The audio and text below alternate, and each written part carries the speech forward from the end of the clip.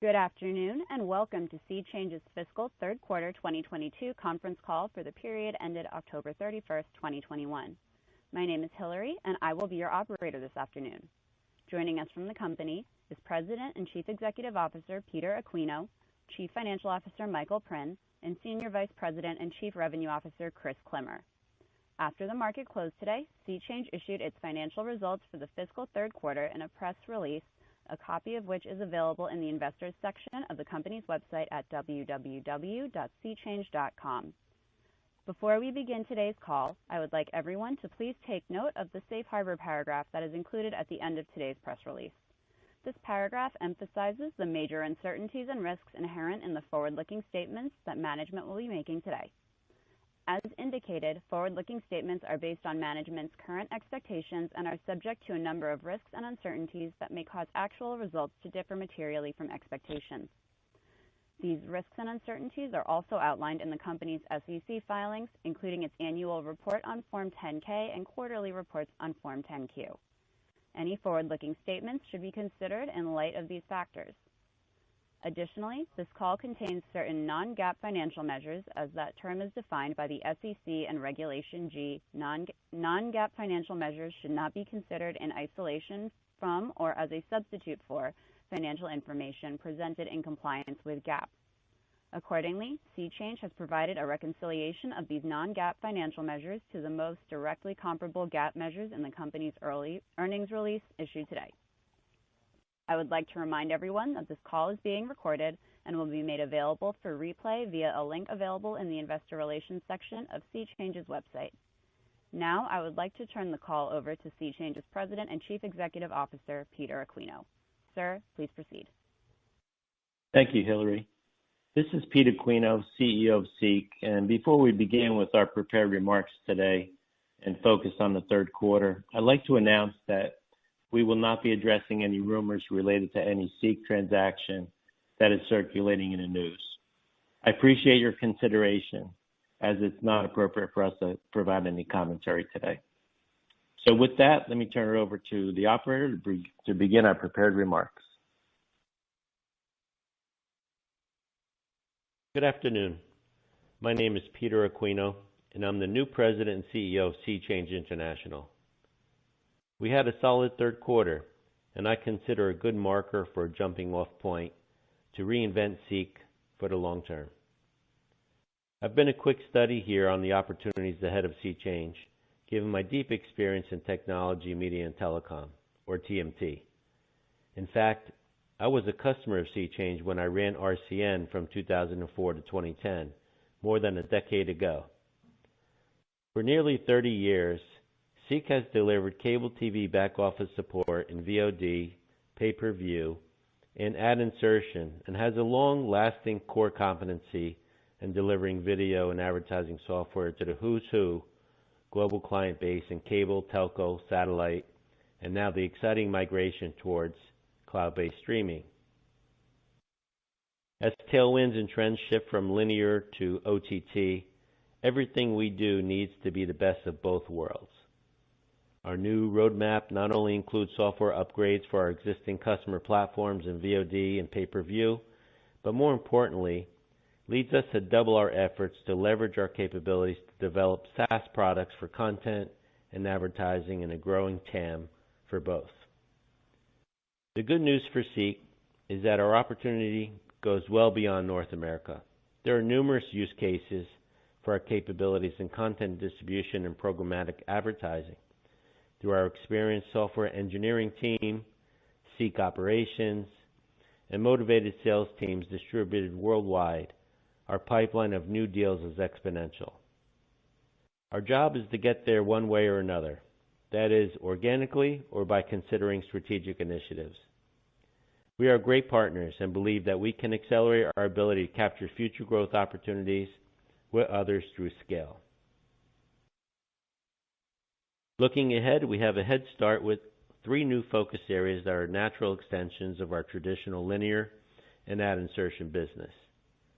I consider it less of a pivot and more of a lean in to the areas that we have, significant upside. The 3 product areas are StreamVid, advertising rev shares on streaming, and our new product that we call Extreme. First, StreamVid was launched this year and is expected to be a SaaS workhorse for us for years to come. StreamIL and Popcorn Flicks are the first two examples of new logos that we recently closed. StreamVid is a white label offering whereby we package content into a customized app to be distributed everywhere on any device. With StreamVid, we are SEAC inside. This allows specific customer content to be discovered, curated, and consumed. Our team is now gearing up to sell this new service more rapidly and considering business segment targeting, including entertainment, healthcare, and education. We currently offer a previous version of this software product to a major healthcare provider and expect to migrate everyone to the new StreamVid SaaS platform. Second, we all know that advertising has a huge TAM globally, and the more targeted it can be, the more valuable it can be to our clients. Ad selection and customization in the streaming world can maximize channel real estate and provide real-time data to our customers to monetize. We're also shifting our business model to what I call Development Plus, meaning that we will work with operators to develop the SaaS platform and also share in the upside through revenue share arrangements. Historically, Seachange would simply provide the hardware and software and be done. Now we're aiming to be part of the upside. Specifically, we closed our first revenue share deal with a large national satellite provider to test our ability to monetize advertising real estate within the lineup.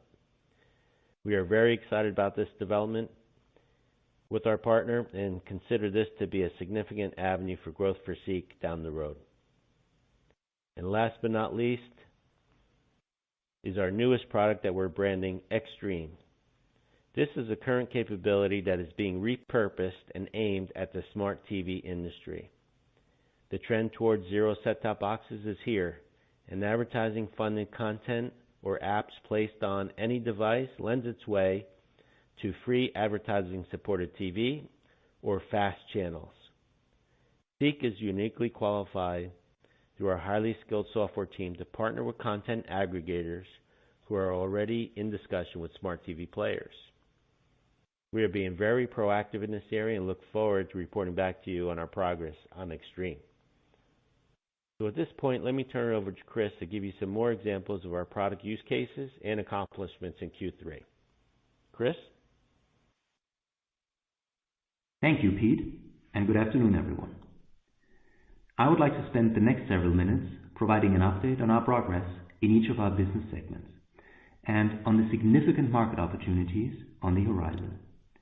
At a high level, I remain very encouraged with the advancement of our key sales and marketing initiatives that position Seachange for long-term growth as a valuable player to the cable, streaming, and ad tech spaces. Starting first with our cable and operator TV business, which has always been one of our core competencies and remains a key driver of our future success. As many of you know, we have a long track record of delivering value to clients in this space, which include Tier 1 operators such as Verizon, AT&T, and Liberty Global, where we are deeply embedded in their operations. You may have seen our announcement in late November of our multi-million-dollar contract renewal with one of the largest MSOs in the US, which provides high-margin recurring revenue over the next 2 years for the company. We have been working with this MSO for over a decade now, demonstrating the long tails of these business engagements. Within cable, we're also working diligently to secure license upgrades, professional services projects, and support extensions. These types of opportunities not only provide continued revenue, but also can help us streamline our efforts and costs to support various customer deployments while we upgrade our footprint to the latest software versions. Within advertising, we are highly focused on securing meaningful market share in this massive multi-billion-dollar TAM by being more than just a back-office supplier, which we have been in the past, and by allowing us to achieve more upside through revenue sharing arrangements. We are seeing early signs of success in this market and new business model, as we recently picked up a new logo in advertising with Beam, a cable and broadband provider serving Eastern Alabama. We were selected to replace its aging linear broadcast ad insertion platform with our advanced ad platform, providing robust ad insertion capabilities for its cable TV business, as well as providing a pathway for its next-gen television streaming operations. A very important development in our advertising business that I am incredibly excited about is a recent agreement with a nationwide U.S. satellite operator for a long-term recurring revenue share deal. While it is too early in the rollout to discuss specifics of monetization expectations, this is the exact type of deal we aspire to accomplish more of going forward, that leverages our capabilities and relationships to enter a large TAM with a Tier 1 customer. We are encouraged with our progress converting customers to our new revenue model and look forward to executing similar deals that provide Seachange with significant upside as we perform for our customers. Now moving on to streaming, where there are two main points that I would like you to take away from this call. The first is that we're seeing a lot of traction in the streaming market, as content owners continue to go direct to consumer. We believe we have some of the best technology with a rapid cycle time that can allow the customer to quickly come to market. And I'm proud to say that we have an outstanding pipeline of streaming enablement opportunities globally. We recently entered into an agreement with a new streaming customer whose special interest SWAT service we expect to launch in late Q1 or early Q2 of our next fiscal year, with the exact launch date depending on the customer's finalization of their content strategy.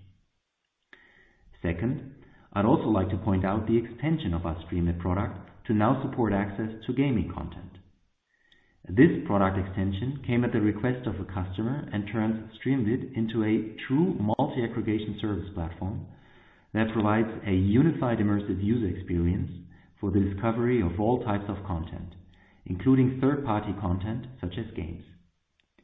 The customer, a large Middle Eastern telecom company, entered into a paid proof of concept agreement with us, and we anticipate the customer will roll the offering out to subscribers, resulting in a more material agreement with Seachange. The creation of this product enhancement provides Seachange with another valuable offering that we are starting to market and expect healthy demand as we demonstrate our capabilities. The last thing I want to cover is a new opportunity we're developing in the free advertising supported television segment, or FAST. FAST is a consumer trend of replicating the traditional linear TV experience on connected smart TVs with personalized targeted advertising, which we believe creates a host of opportunities for a technology provider such as Seachange, where we can leverage our core competencies in streaming and advertising. Under the brand name Extreme, we're currently building an offering to target a concrete opportunity within the FAST market, while simultaneously having discussions with large players in this market as we progress towards future monetization opportunities. We will keep you apprised of future updates as we expect finalizing our go-to-market offering in Q1 of our next fiscal year. That concludes my prepared remarks. I'll now turn the call over to Mike. Mike? Thanks, Chris, and good afternoon, everyone. Turning to our financial results for the third quarter of fiscal 2022. Total revenue for fiscal Q3 2022 was $7.2 million, an increase of 9% compared to the prior quarter and an increase of 44% compared to the same quarter last year. The sequential and year-over-year increase in total revenue was primarily driven by a material increase in product revenue, which was slightly offset by a decline in service revenue. Product revenue for fiscal Q3 2022 increased 30% to $3.5 million, or 49% of total revenue, compared to $2.7 million, or 41% of total revenue in the prior quarter. Service revenue for fiscal Q3 2022 decreased 5% to $3.6 million, or 51% of total revenue, compared to $3.8 million, or 59% of total revenue in the prior quarter.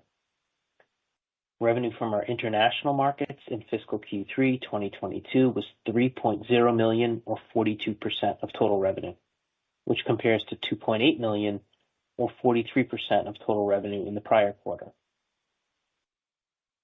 Revenue in our U.S. market for fiscal Q3 2022 was $4.1 million, or 58% of total revenue, which compares to $3.7 million, or 57% of total revenue in the prior quarter. Looking at our margins, gross profit for fiscal Q3 2022 was $3.7 million, or 52% of total revenue, compared to $4.1 million, or 63% of total revenue in the prior quarter. Product gross margin for the fiscal third quarter of 2022 was 54% compared to 74% from the prior quarter. Product gross margin was impacted by a substantial network extension project, which included a hardware component and professional services. Service gross margin was 50% compared to 55% from the prior quarter. Looking at our expenses, non-GAAP operating expenses for the fiscal third quarter of 2022 decreased 6% to $5.1 million from $5.4 million in the prior quarter. They also decreased 23% compared to the third quarter of last year. We are pleased with the significant cost reductions we've achieved, which lowers the revenue needed to obtain a break-even point and is a direct result of the efforts put forth in improving operating efficiencies. GAAP loss from operations for fiscal Q3 2022 totaled $2.0 million, an improvement of $0.5 million from the loss of $2.5 million in the prior quarter. As a percentage of total revenue, GAAP loss from operations for the third quarter of fiscal 2022 was negative 28%, which compares to negative 38% in the prior quarter. Non-GAAP loss from operations for fiscal Q3 2022 totaled $1.4 million, or a loss of 3 cents per basic share, which is relatively consistent with a loss of $1.3 million, or a loss of 3 cents per basic share in the prior quarter. As a percentage of total revenue, non-GAAP loss from operations was negative 19% compared to negative 20% in the prior quarter. GAAP net loss for fiscal Q3 2022 totaled $2.1 million, which compares to $0.2 million of net income, or break even on a fully diluted share basis in the prior quarter. If you recall, last quarter we recorded a one-time non-cash $2.4 million gain on the forgiveness of our PPP loan. Non-GAAP net loss for fiscal Q3 2022 totaled $1.5 million, or a loss of 3 cents per basic share, compared to a non-GAAP net income of $1.5 million, or a gain of 3 cents per fully diluted share in the prior quarter. Turning to the balance sheet, at quarter end, we had $17.6 million in cash and cash equivalents and no debt, which we believe puts us in a strong financial position to execute our growth strategy the remainder of the fiscal year and beyond. This completes my financial summary. For a more detailed analysis of our financial results, please refer to today's earnings release as well as our 10-Q, which we plan to file by the end of the day tomorrow. I will turn it back to Pete now to wrap up before we move to Q&A. Pete? Thanks, Mike. So as I mentioned, we are exploring a variety of strategic alternatives, and these will open doors for SEAC to gain scale. And we hope to accelerate value creation for our shareholders with these methods. There are two ways to grow, as you know, organically or inorganically, and we're focused on both paths to accelerate growth. When we have something to share and report to our shareholders, we'll do so. So I want to set up that before we take Q&A, and Hillary will take some questions. Thank you. At this time, we will be conducting a question and answer session. If you would like to ask a question, please press star 1 on your telephone keypad. A confirmation tone will indicate your line is in the question queue. You may press star 2 if you would like to remove your question from the queue. For participants using speaker equipment, it may be necessary to pick up your handset before pressing the star keys. One moment, please, while we pull for questions. Our first question is from Steven Frankel of Colliers. Please proceed with your question. Good afternoon. I just want to try to triangulate between this quarter's performance and the large contract renewal that you announced a while ago. How much revenue from that agreement was recognized in the quarter, and was most of that responsible for the uptick in maintenance that we saw? Hey, Steve. It's Mike. So it was probably less than 500,000. So that contract was multi-million, multi-year, but that one is the entire contract is spread out over, I believe, a 2-year period. Okay, so what accounted for the large uptick in maintenance sequentially? That was one piece, but the other uptick was in kind of the hardware component and product revenue. So that one was up significantly. Again, that one we touched on in the call was a network infrastructure upgrade with a strategic customer, and so that was kind of a one-time, third-party hardware pass-through. That was going to be my next question. So that was third-party hardware. Correct. And that in part would lead to the gross margin pressure. Yeah, that's why you saw, okay. I think, a 50-something compared to 72. Okay, and where's backlog? That was a number you guys were comfortable giving out in past quarters. Where's backlog at the end of Q3? Yeah, there's not much change, but I think we're going to stop kind of reporting that on a consistent basis. The backlog that we used to report was driven by, kind of the framework business model that we had. And as we kind of look forward and you think about some contracts that might be significant for us, like a revenue share contract, there really isn't anything to kind of put in backlog. So, we had around $25 million last quarter. It's around the same, but I don't think we're going to kind of continue to give a detailed breakdown of that quarter by quarter. Okay. And in StreamVid, you said you've got at least one more customer that's going to launch in the next couple of quarters, and maybe a little more detail on the pipeline there. Steve, this is Chris. How are you? So we're building the pipeline towards StreamVid and Extreme. Those are our two focus points to build the pipeline right now. I'm very confident that we'll convert a lot of these pipeline opportunities into deals over the next couple of quarters. The two that we have converted are good deals. They are true SaaS deals. While the one is still basically has an opt-out for the customer after a proof of concept phase. The other one is a committed SaaS deal. So we're really looking forward to not only generate additional recurring revenue from these deals, but also, as I said in the remarks, to extend the product portfolio. So that's really exciting for us. Okay, and then Steve, Peter, sure. Oh, go ahead. I was going to answer your question. Go ahead.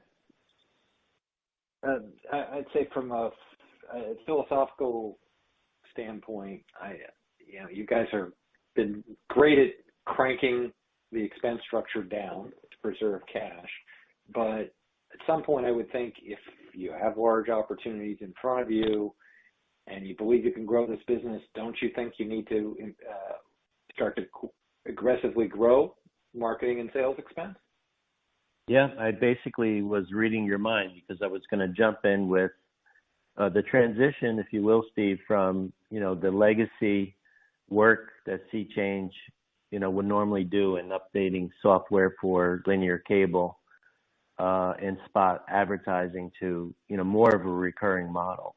And the guys, frankly, had made a lot of progress even before I came in starting that move towards, what I would call sustainable recurring business. And in the two areas that we're really focused on, not only streaming, but things that are streaming plus advertising, like, and the fast channels are really an interesting spot for us. If you think about the future of no set-top boxes, we have a really nice role to play with some of the players. So, yeah, if we can continue to grow, it would be more variable in nature because software development towards very specific customer needs and projects is going to be variable. So I think we'll float together probably the way you're thinking about it, and we should be talking less about hardware sales, if you will, and more about cloud-based deals that are really more strategic for our company and provide a nice future. So again, I got here a quarter ago, and I walked into a shop that was already pivoting, if you will, or at least leaning into the things that they can do. I think with leadership and a little bit more of a vision of or commitment towards those future products is all we really needed to do, and the rest, like I said, is going to be incremental gains until we can figure out just something strategic to do to accelerate our scale. Okay, great. Thank you.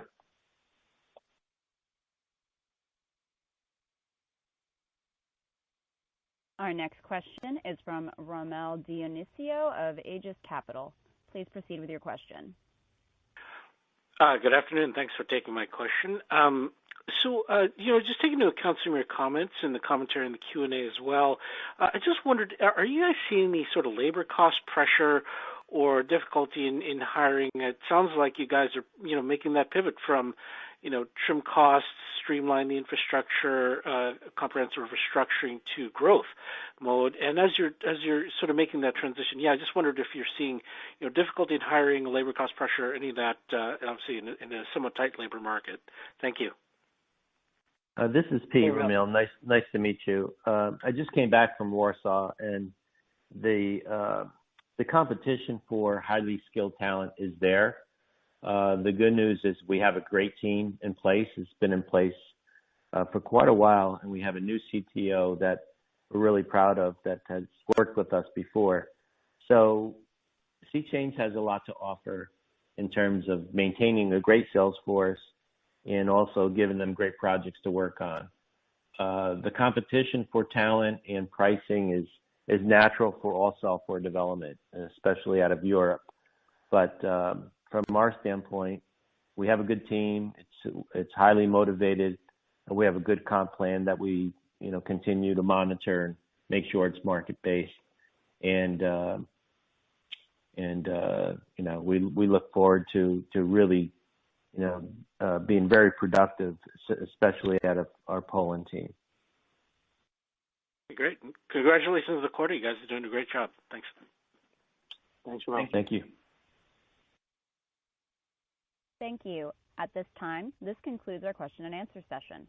I would now like to turn the call back over to Mr. Aquino for closing remarks. Thank you, Hillary. We really appreciate your attention today, and we look forward to providing updates as we go along. Thank you again, and have a great evening. Thank you for joining us today for Seachange's conference call. You may disconnect your lines at this time. Thank you, and have a great day.